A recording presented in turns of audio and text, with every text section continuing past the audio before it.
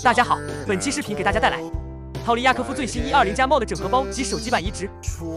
在不破坏游戏性、改善游戏体验的情况下，给大家推荐亚科夫最好用的 MOD 整合，包含第一人称、第三人称 MOD、人物替换 MOD、BOSS 实时地图标记、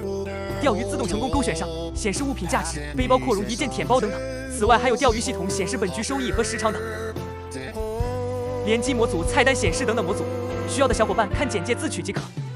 感谢您的点赞和投币支持，祝您游玩愉快。